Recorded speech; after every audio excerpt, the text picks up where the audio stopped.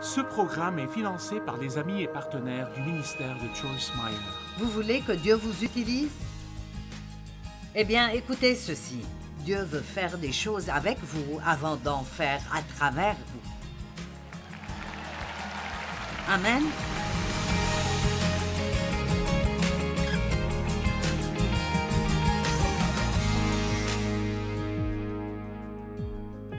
Tout est beau en son temps. Mais hors saison, ça peut juste être un désastre absolu. Il y a un bon moment et un mauvais moment pour tout sous le soleil. Et quand nous sommes assez matures pour pouvoir discerner les saisons, c'est une très bonne chose dans nos vies. Combien d'entre vous trouvent ça difficile de lâcher des choses? Je sais ce que vous ressentez. Eh bien, il y a des choses que je fais pire que d'autres. Vous savez, maintenant que je suis un peu plus âgée, j'ai dû abandonner certaines choses au bureau. La technologie est tellement plus avancée maintenant que ce serait stupide de ne pas laisser des jeunes s'en occuper parce que je ne la comprends pas et ça ne m'intéresse pas d'apprendre cela. Et je préfère payer quelqu'un pour le faire pour moi. Voici, mon téléphone ne fonctionne pas. Merci. Mon ordinateur ne fonctionne pas. Merci. Peux-tu faire cela pour moi? Merci. Donc... Mais j'ai dû, même dans les 2 dernières années, faire de grands changements comme, vous remarquez peut-être, qu'il y a quelqu'un qui m'aide un peu ici. Pasteur Mike, parfois Ginger. Et c'est le moment pour moi d'arrêter de tout faire. Parfois, vous ne pouvez juste pas tout faire et vous arrivez au point où vous ne pouvez rien faire bien. Et j'étais fatiguée. Et j'ai le droit d'être fatiguée parce que je fais ça depuis très, très, très, très longtemps. Et j'ai continué pendant si longtemps d'essayer de tout faire moi-même. Parce que tout le monde dit, c'est mieux si vous le faites vous-même. Vous savez. Donc j'ai essayé, ça a affecté ma santé et je n'avais plus le choix. Parfois, vous ne changez pas avant d'arriver à un point de crise dans votre vie. Et cette crise vous force de changer. Mais soyons assez intelligents pour reconnaître les signes et faire les changements tant que nous pouvons toujours les faire volontairement et de ne pas les faire parce que nous sommes obligés et nous n'avons pas le choix. Amen. Donc, laissez-moi juste vous taquinez un peu. Combien d'entre vous n'aiment pas l'eau? Et je parle de combien d'entre vous n'aiment pas vraiment boire de l'eau. D'accord. Eh bien, s'il vous plaît, ne soyez pas offensés. Mais l'une des choses les plus stupides à faire est de ne pas boire d'eau. Vous savez pourquoi? C'est la seule chose qui nettoiera bien vos reins. Si vous émettez un sachet de thé, ce n'est pas la même chose que l'eau plate. Et beaucoup de gens se sentent mal et n'ont pas d'énergie juste parce qu'ils ne boivent pas d'eau. Et donc, je vous le dis, donc maintenant vous savez. Et vous êtes responsable de ce que vous savez maintenant. Donc, si vous avez des calculs rénaux et le médecin dit « vous ne buvez pas assez d'eau », vous pouvez dire « Joyce m'a dit cela ». Combien d'entre vous ne dorment pas assez? Vous savez quelle est la réponse à cela? Allez au lit. Je veux dire, beaucoup de nos problèmes ne seraient pas si difficiles à résoudre. Je sais que je devrais aller au lit, mais... Je sais que je devrais boire plus d'eau, mais... Je sais que je devrais épargner de l'argent pour ma retraite, mais... Je devrais me mêler de mes affaires, mais... Je n'aurais pas dû dire cela, mais... Allez, nous devons enlever les mais de nos vies et juste faire ce que nous savons que nous devrions faire. Prenons donc cette décision aujourd'hui que nous allons améliorer dans comment lâcher les choses pour que Dieu puisse nous amener à la nouvelle chose qu'il a pour nous. N'essayons pas de nous accrocher à quelque chose quand Dieu en a fini avec, parce que quand Dieu en a fini avec, vous n'en jouirez plus jamais. Amen. Même concernant le fait de donner des choses, quand Dieu me demande de donner quelque chose, si je le garde après cela, il n'y a plus d'onction dessus pour que j'en jouisse. Je pourrais la garder, mais je n'en jouirai pas parce que maintenant Dieu a dit « donne-la ». S'empresser d'arriver à la saison suivante cause des problèmes aussi. Peut-être que vous êtes fatigué d'attendre, alors vous faites quelque chose à ce sujet.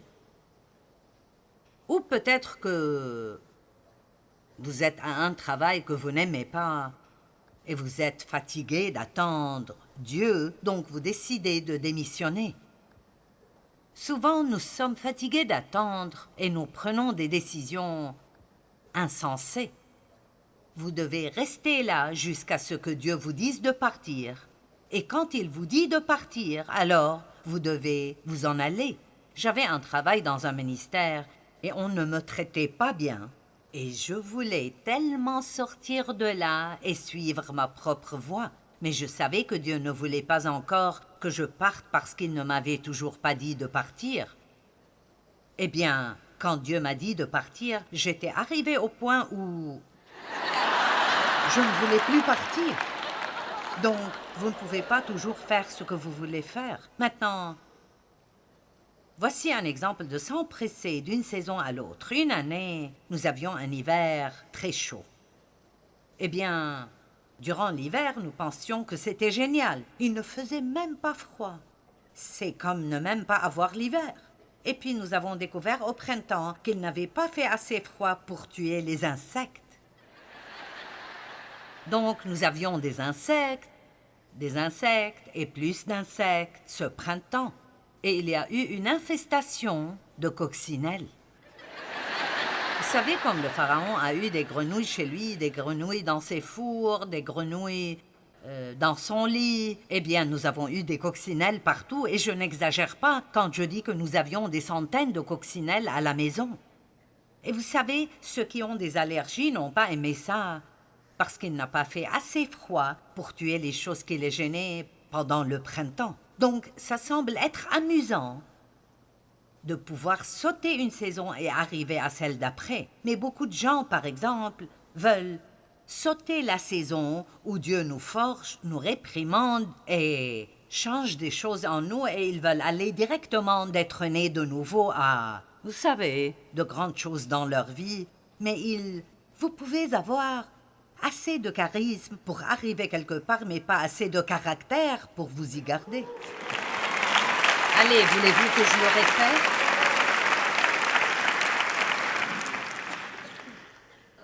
Quand j'enseignais à 20 personnes chez moi au salon, je pouvais prêcher alors comme je le fais maintenant. Et je regardais des prédicateurs à la télé et je me souviens d'avoir pensé « Je ne sais pas pourquoi Dieu me laisse coincée chez moi, je peux prêcher mieux que ça. » Eh bien, c'est pour ça que j'étais coincée au salon. Ce n'était pas que je ne pouvais pas prêcher, mais j'avais une mauvaise attitude. Allez, je vous parle.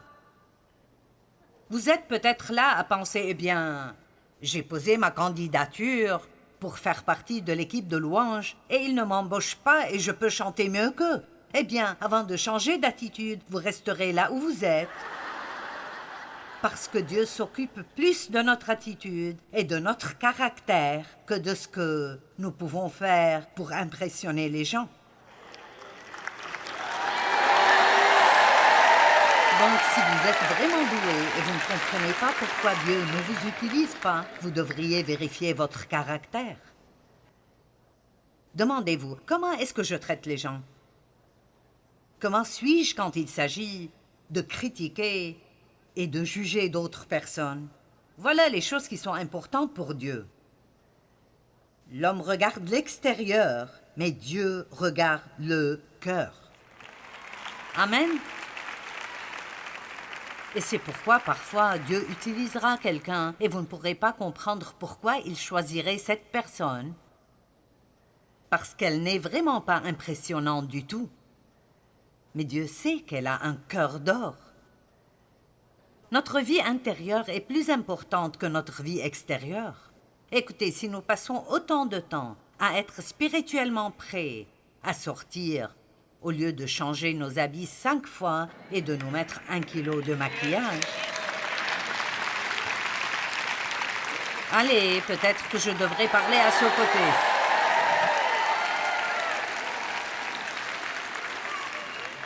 Il me faut près de 45 minutes le matin pour aller de ce à quoi je ressemble quand je me réveille à maintenant. Eh bien, j'ai appris il y a longtemps. Je passe d'habitude 2 heures avec Dieu avant de commencer à me préparer. Mais il y a eu des années dans ma vie où je ne faisais pas ça. Et je mettais peut-être du maquillage pour être présentable extérieurement, mais c'était moche aux yeux de Dieu. Bonjour. Qu'importe combien les gens pensent que vous êtes beau au travail, Dieu regarde notre attitude, comment nous traitons les gens, comment nous parlons aux gens, comment nous parlons des gens. Et vous aurez des saisons dans votre vie où Dieu vous fera passer par des choses difficiles.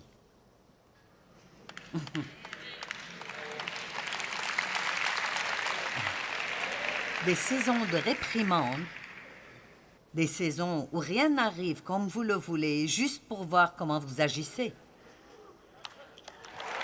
Allez.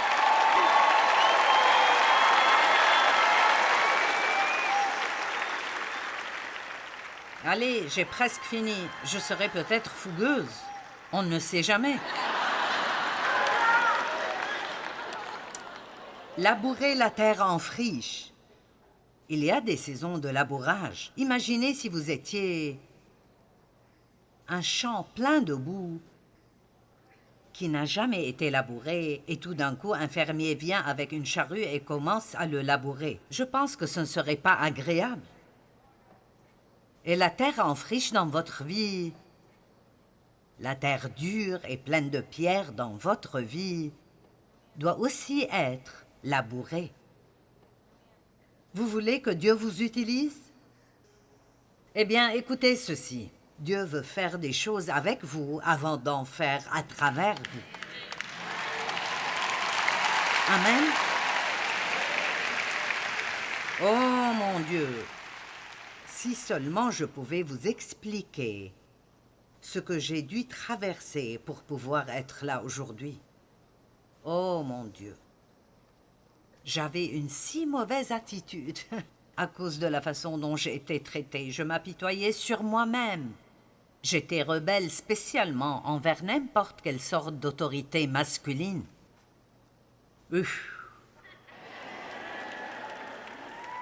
Et Dieu a juste continué et continué et continué et continué et continué. Et vous savez quoi? Je ne comprenais pas pourquoi Dieu ne m'envoyait pas dans le monde. Et je regarde en arrière et je suis si heureuse. Si heureuse que Dieu m'ait fait attendre.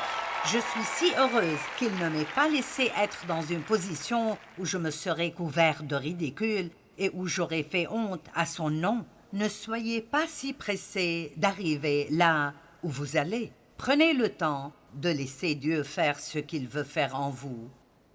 Et quand le temps viendra, il pourra faire quelque chose à travers vous. Mais votre maturité spirituelle est beaucoup plus importante que d'être sur une plateforme quelque part à partager votre don. Amen. La saison du labourage. Quand vous mettez la main à la charrue, la Bible dit dans Luc 9, 62, « Quiconque met la main à la charrue et regarde en arrière n'est pas propre au royaume de Dieu. » Quand vous travaillez dur, ne pensez pas à combien c'est dur, pensez à la récolte. Amen. Quand vous traversez des choses difficiles, ne dites pas « Oh, c'est trop difficile, je ne peux pas supporter cela. Je vais abandonner Dieu, je vais laisser tomber. Ça n'arrête vraiment pas. Si je n'ai pas eu me percer aujourd'hui, Dieu, je ne peux pas continuer. Dieu, si Joyce ne me donne pas une parole, je ne pense pas pouvoir rester sauvée. » J'ai une parole pour tout le monde dans le bâtiment aujourd'hui. Grandissez.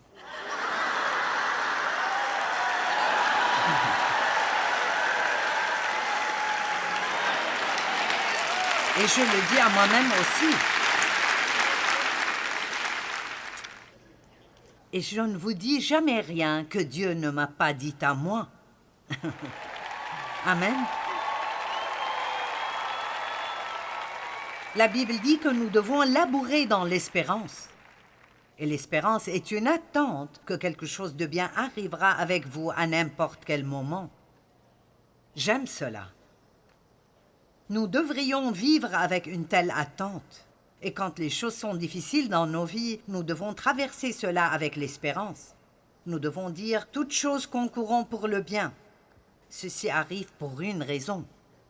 Je ne sens peut-être pas que j'en ai besoin, mais Dieu fera marcher cela pour mon bien.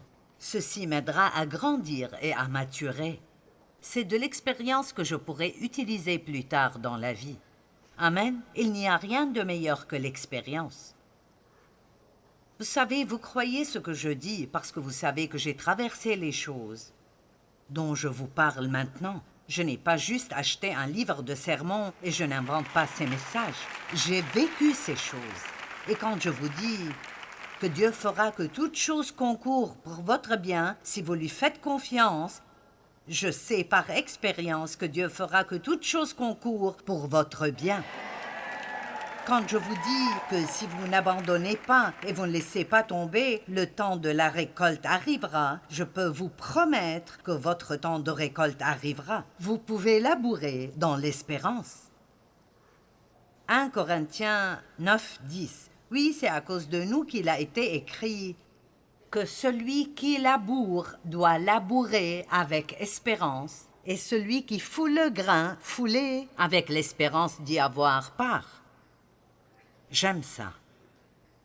Quand la terre en friche est en train d'être labourée, ce n'est pas très amusant. C'est difficile. Apprendre comment obéir à Dieu est difficile, mais quand vous apprenez comment promptement et rapidement obéir à Dieu, la vie devient belle. Belle. La réponse à tout problème est de découvrir ce que Dieu dit et de le faire. Osée 10, 12. Semez selon la justice, moissonnez selon la miséricorde, défrichez-vous un champ nouveau, il est temps de chercher l'Éternel, jusqu'à ce qu'il vienne et répande pour vous la justice. Ça veut dire, préparez-vous pour des bénédictions. Peut-être que maintenant, votre terre en friche et que vous êtes en colère contre quelqu'un et vous ne laisserez pas tomber. Combien de personnes ici aujourd'hui ont besoin de pardonner à quelqu'un?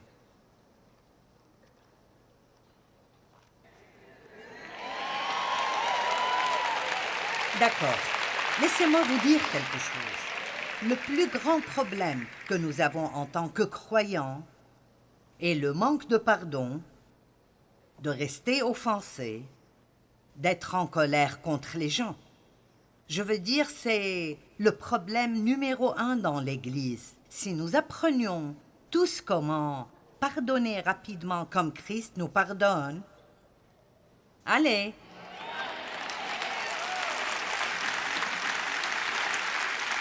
Qu'est-ce qui arriverait dans le monde si les chrétiens commençaient à s'aimer l'un l'autre? Wow! Imaginez cela. Alors notre autocollant voudrait peut-être dire quelque chose. Mais tant que tout ce que nous avons est des choses qui pendent de partout, qui disent « je suis chrétien », tout ce que nous faisons est nous faire regarder. Donc, si vous mettez un autocollant sur votre voiture, respectez la vitesse limite et n'insultez pas les gens.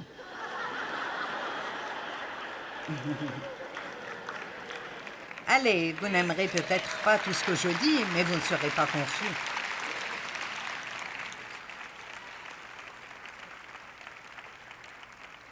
Allez, c'est le moment de pardonner. Il est temps de lâcher prise.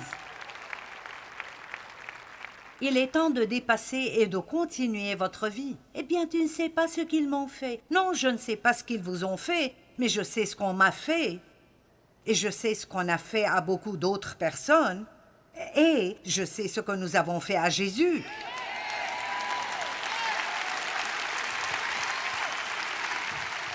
Il n'y a pas de raison pour quiconque. Vous ne trouverez pas d'excuses assez bonnes pour vous accrocher à la colère.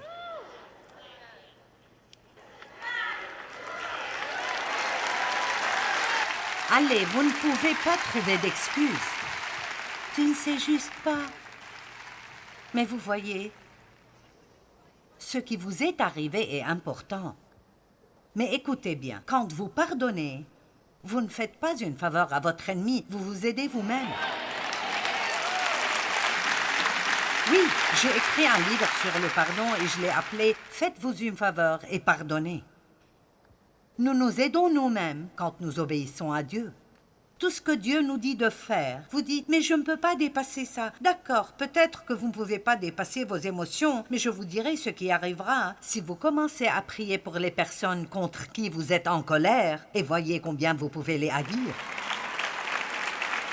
Allez, commencez à prier pour eux tous les jours. Priez pour qu'ils soient bénis. Priez pour que Dieu les bénisse. Et s'il y a quelque chose dont ils ont besoin et vous pouvez remplir ce besoin, allez remplir ce besoin.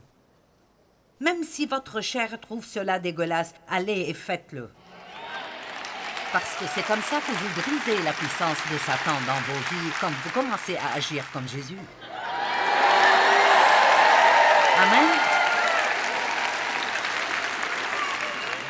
Si vous êtes le pasteur d'une église locale et quelqu'un que vous avez fait grandir dans le Seigneur, prend la moitié de votre congrégation et fait une église au coin de la rue, achetez-lui un système de ce nom.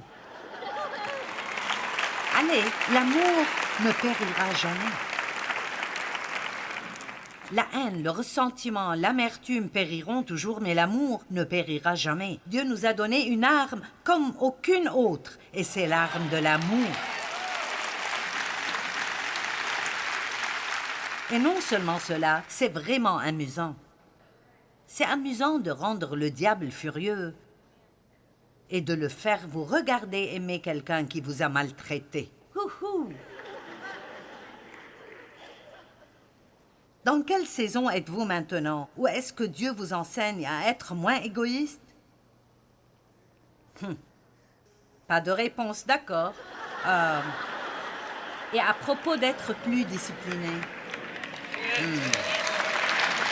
Ou de se débarrasser des dettes? Vous devez arrêter de sortir votre carte partout où vous allez. C'est si amusant de dire « mettez-le sur mon compte ». Mais la facture vient. Amen.